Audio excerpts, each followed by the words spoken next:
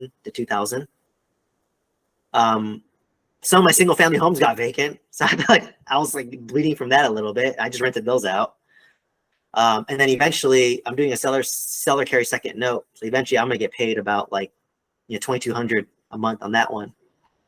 Right. So if you kind of add up all that cash flow, yeah, I probably about made my pharmacist salary roughly, give or take. Yeah, let's talk about that actually. I find that topic very interesting is the concept of income replacement. I think that's one reason for investors out there listening, and it was one of the reasons for probably you and myself to get started in this is to eventually scale out of having to work a W-2 job and be reliant on that income, or the Yeah. possibility of what if that income is no longer there for us. Like, take me through your journey. Was that like now that you're there, essentially I see as you somebody who's being, who've made it to that point now. I've not made it there yet, although several of my properties have started cash flowing, ones that I bought in 2021. They are cash flowing, not as much as yours, because you did some value add, which I thought, was fantastic. Those opportunities are great if you can come across those, but there's also a lot of, you know, invested time that you put in there to achieve that too. So like, now that you're there, how do you feel about letting go of a job, or maybe not even, because of the ability to continuously bank more loans because you have that job? What are your thoughts on that? Yeah, like, obviously I'm not married, so I don't get the real estate professional status. Like that'd be a double whammy, right? So like literally if I got married to my current girlfriend and she doesn't work or works part-time or less than part-time, like 1 to 2 days a week, like 16 hours a week, I get real estate professional status and our income is like negated from all the apartments, right? So that's another added on. But because I don't have that, I'm just like, it just kind of carries forward, right? All my tax depreciation and my tax returns are like shit.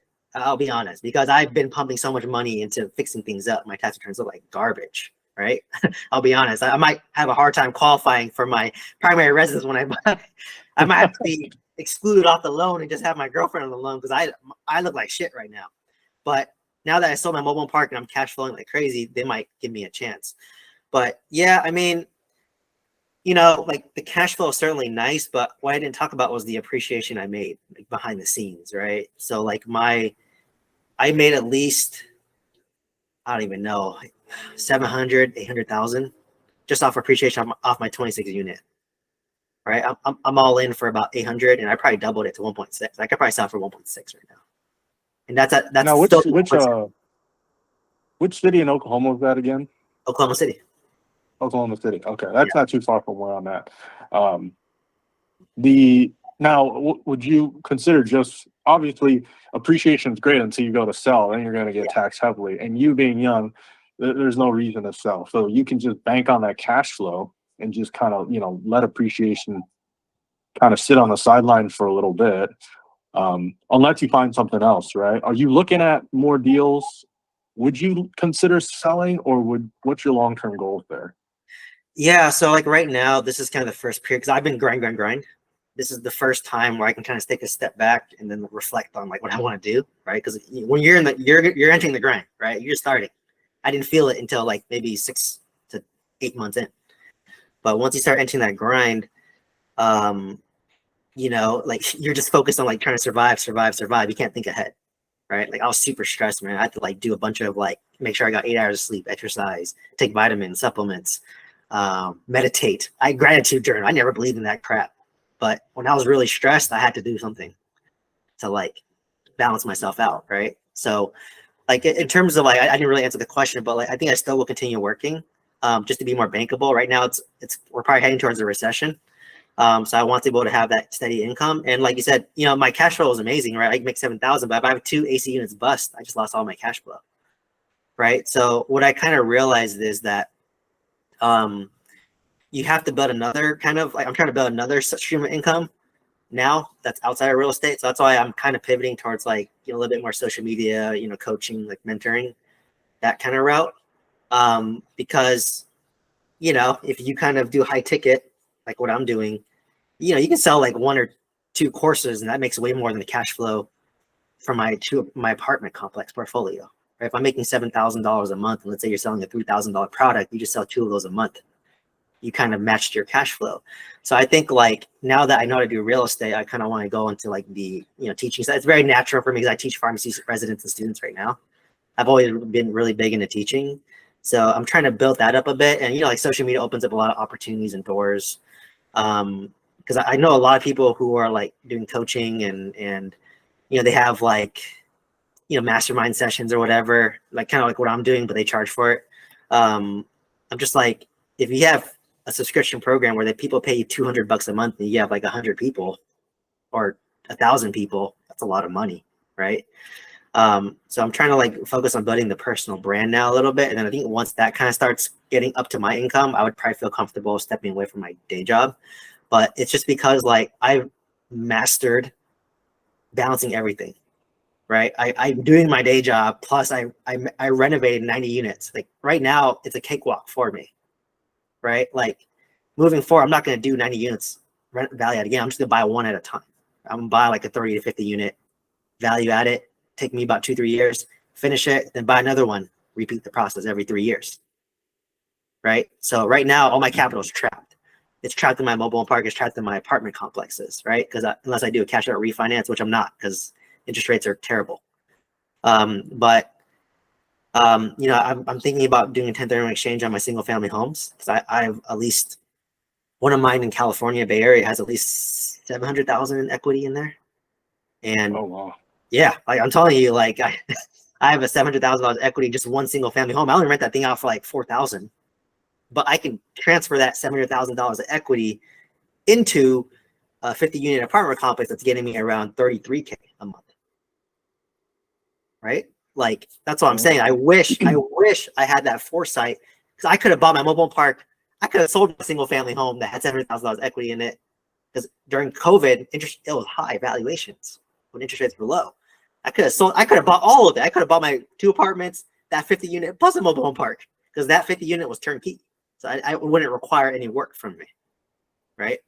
So I could have had 140 units if I was willing to get rid of my single family home, but I was so steadfast on buy and hold, but I could have almost like doubled my cash flow at that point. So I'm still. So was that 50 unit also in Oklahoma City? Yeah, it was in Enid next to my 20 unit. Oh, excellent. Yeah, that would have been great. You have a bit of economy of scale there. Yeah. So I'm still thinking about it because there's a lot of, when I did my direct mailing campaign, I had a lot of owners, I had their contacts still. So, I may reach out and just be like, hey, like I'm thinking of doing a 1031 exchange. Like, you want to sell your 30 to 50 unit, so, but, I will say like after achieving it, like it's not, what I always tell people is like your low is not as low as you look as it felt like in retrospect, and then your high is not as high as it is. So I'll be honest, I feel kind of the same. Believe it or not, it's not as high as you think. It's more about the pursuit that gives you the dopamine, not necessarily the end result. That's what I've kind of learned as I've achieved, and that's kind of a little counterintuitive to hear, but that's just how it is, right? Like for me, it's just more fulfilling knowing that I could do it versus like the end result. Like right now, my quality of life hasn't necessarily changed, but then again, I haven't left my day job yet, right? So it's a different perspective than you think. Because I know a lot of people in bigger pockets and like they're like, oh yeah, I replaced my day job, I'm amazing. I could sell it that way, but I'm more realistic in my approach. I'm like, how I built my wealth is like very achievable and realistic for most high income W2s. Like you just follow exactly what I did. I mean, I was fortunate that I had a lot of high equity single family homes, which I could cash out refinance, which leveraged into my apartment portfolio and mobile home park. I had about $1.2 million worth of capital that I was playing with, and at 10% of it I lost due to shiny object syndrome. So if you look at the big picture, I lost about 10% due to stupid stuff, but 90% was home run, right? So I didn't really share that in the post, but just for perspective, losing 120K is a lot, but it was 10% of what I was playing with. Right. If you're kind of doing the strong degree of due diligence, like you said, you bought right, and if you consistently do that, your losses will be minimized. Is what I'm hearing from you, and your wins will be, also expanded beyond, what you thought. So I think that's a good principle to keep in mind. We often hear, if you watch a lot of those or listen to a lot of those Bigger Pockets podcasts and real estate investor discussions online, a lot of them will talk about buying right and the money's made on the purchase, and that still seems to hold true. Because if you're buying right, you get to experience that expansive amount of appreciation. You get the cash flow. But if you're buying, into a wrong deal, I think some of the syndications out there have done that in the past year or so. We're starting to see a lot of them fold because, they were once buying B class, A class, then they kind of, went reckless because they're having such a large amount of investor pooled money they didn't know what to do with. And also because they're making a slice of the pie regardless, if the asset performs well, they get, a transaction fee just on the purchase itself. So they make money buying Class C, and so a lot of them rush into buying Class C properties. What do you think about that, actually? Yeah, I mean, if you look at the incentive of syndicators, right, they make money regardless of how the asset performs, right? Because they get a 1% to 2% asset management fee on a monthly basis. They get a 1% to 2% acquisition fee, 1% to 2% disposition fee. So they're incentivized to like buy and sell consistently to pay the bills and to pay the overhead, right? But if you basically do what I did, buy right and have the ability to force appreciation, you'll never lose, or you'll minimize your loss significantly, right? So like that's what I did on my 26 unit. I didn't expect it to be as high as it was, right? But I knew I hit a home run when literally I bought my 26 unit. 6 months later, someone offered me 1.3, and I did nothing. I did absolutely nothing on the apartment, and I was like, "Oh shoot!" They offered me 1.3. I did nothing. Now I imagine after I renovate it, conservatively, 1.5, 1.6, but it might be even higher, right? Like you do 70K per door, that starts to add up there. So like that fundamental, that's what saved me in my 20 unit too. Like my interest rate, I didn't underwrite a 7 to 8% interest rate. I'll be honest. When I bought it, I was underwriting like maybe 5 to 6, but because interest rates shot up, it shot up my cap rate. When the cap rate went up, it decreased my ARV, right? So, but because I bought it instant equity and I value add, I still, made like 50K in the deal, but I was able to pull out maybe 80, about half of my money I put into the deal. So it wasn't a perfect burr. I still left money in the deal, but it's okay, right? It's okay to leave money in the deal. If it's a 7.5% interest rate, like whatever, I'd rather leave the money there and lock in my 7.5% return, right? So, it just gave me a lot of cushion so I can take the hit. And I'm holding this stuff long term, right? Like I don't plan on, selling these, at least right now. And these are gonna be my foundational deals where like maybe I will pay them off. Cash flow about what is it, like 26K net or gross, 26K gross. And out of that 26K, if I can net, let's say 16K goes to expense, I'm netting 10K with no loans. I mean, that's pharmacist's salary, right? Guaranteed for the rest of my life without doing much.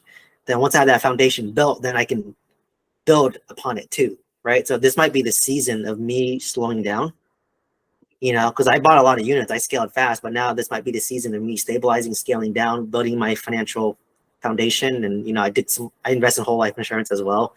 So trying to get those max funded and paid off. So I don't have that obligation. Once that's all done, I could probably walk away from my job pretty comfortably. So I think this season, I'm trying to focus on like lowering my expenses. I have the income now, but it's going to be lowering the expenses and then building up the social media personal brand, because that's free, right? It costs me free to do, my time, but I'm not paying any money for this, right? Mobile home park, I'm paying every month or every day. I own it. I'm losing money versus like social media. I'm doing this stuff for free. Right. And I'm teaching people, and, I see a lot of people who you see Bigger Pockets podcast. I own way more real estate than most of those people. Most of the people that teach those boot camps on Bigger Pockets, they own 90 units and they partner. I own 90 units straight up, but I don't put myself on a pedestal that I'm like this higher being, right? I just tell you the truth, right? That's why I know these. When I bought my mobile home park, I listened to a bunch of podcasts that all rosy, nothing can go wrong. Once I bought, I was like, oh, this is the real stuff. It's a complete shit show. Like, don't. I'm better off just doing apartments in Oklahoma, way easier, way less stressful. Just stay away from mobile home parks like altogether. Like and I wanted to do self-storage at one point too. I'm like, forget self-storage too. Like forget all that crap. Just apartments, Oklahoma, right? Unfair advantage. Yours is Austin, right? You have your unfair advantage in Austin, so you could just slowly scale that portfolio, however that is. And you do that for the rest of your life, you have way more wealth than you know what to do with. Right? Like for me, I do what I'm doing in Oklahoma, buy one every 3 years. If I buy a 20 unit every 3 years, I don't know what I'll do with all that money. Like to be honest, right? Like at what point will my quality of life improve? Like I have a nice car, but you buy a nice car, it feels good for like a week. And then after that, you're back to normal. I can quit my day job. I can eat Michelin-star restaurants every day. But after a while, you get sick of eating at the Michelin-star restaurants every day. You can travel, but after a while, once you've been everywhere one time, I mean, it loses that novelty. So, but yeah, like for me, my ideal probably lifestyle is if like I just kind of like worked like maybe 2 to 3 hours a day, location independent, like remotely, ideally. That's why I like the idea of like, coaching or like mastermind appeals to me because I can do that from anywhere. And then just basically make enough money to just do whatever. Then you have your real estate supplementing you. So that's kind of like my ultimate vision. I think I was never optimized to like, I don't want to syndicate like $1 billion over real estate. I mean, it sounds cool to say, but like, I'm like, that sounds terrible for me. And you can be pretty wealthy. I mean, I only own like 51 units now. I mean, just so that's more than enough. I can stop today and let that compound for the rest of my life.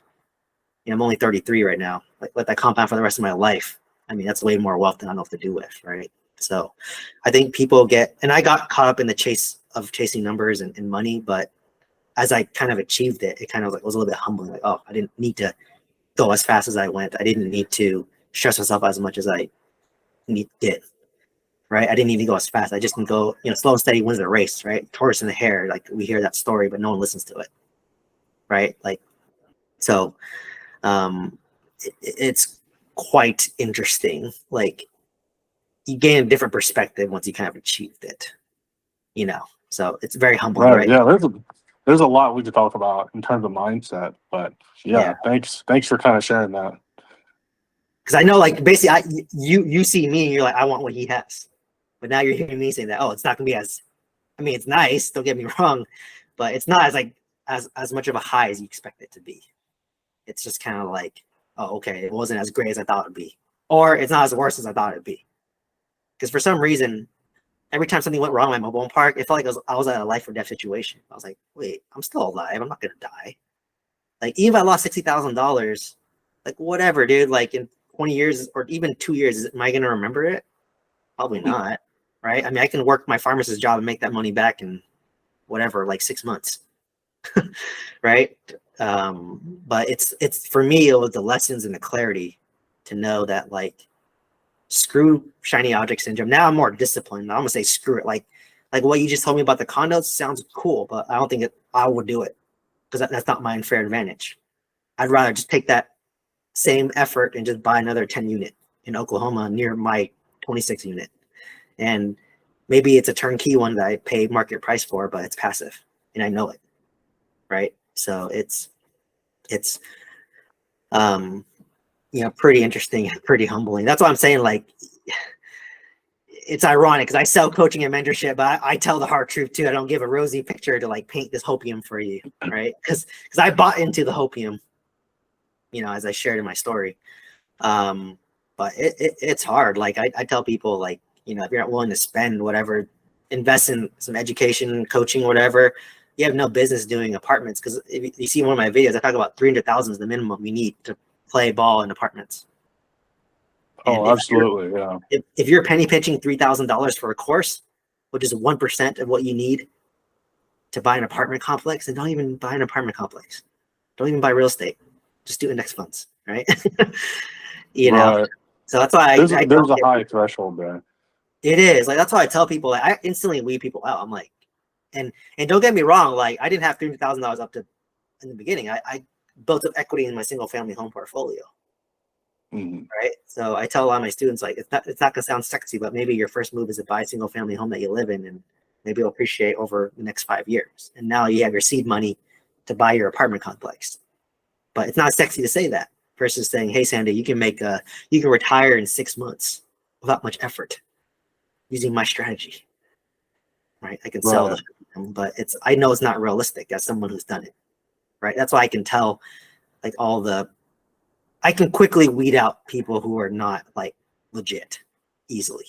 And I meet a lot of people. Right. I'm like, yeah, you're bullshitting me right now. Like, you don't know anything. You're just a marketing guy for the syndication. You don't know anything about operations.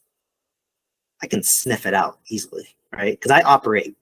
I know the weeds. So, and you will too, right? Like as you're doing it. So that's why I say I do it A through Z, and I quickly find, um, quickly can snuff out the bullshit. And you will too as you start to go through. It's not going to be as rosy as you've anticipated it. Like you're going to have some hiccups. You're going to get slapped in the face quite a few times. But it's just a matter of can you survive those slap in the faces, and hopefully your partnership doesn't like crumble when things get bad, right? Because I just had to deal with myself, but now imagine dealing with like 3 people of different personalities and you're all stressed. It gets a little hectic, and some people don't realize that in the beginning there. So I'm the reverse, and I talk about my success and my failures and what can go wrong. But maybe that's just the pharmacist inside of me, right? We're skeptical. Yeah, definitely. I appreciate you kind of sharing that. I just wanted to wrap it up and leave a little bit of content for maybe the next session.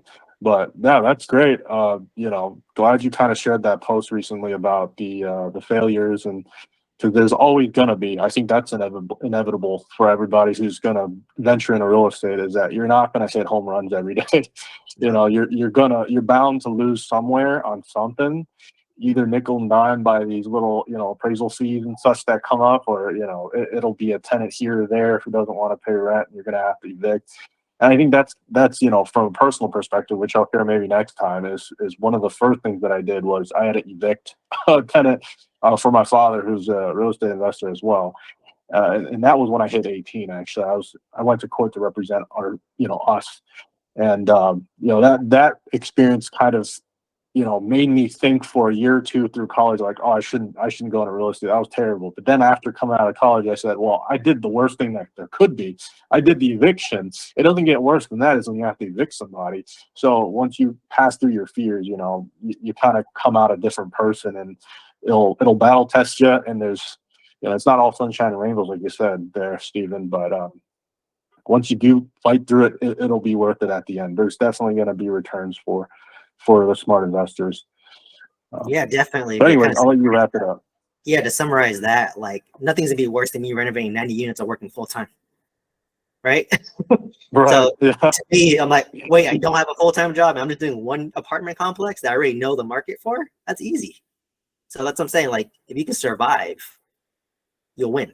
The key is survive, and then you'll win. So, Absolutely. But hey, man, thanks for hopping on and giving value. And then, yeah, hope to see you in the next one, man. All right. Thank you. I appreciate it. Oh, can I chat with you for a little bit after you Yeah. close it off, I guess?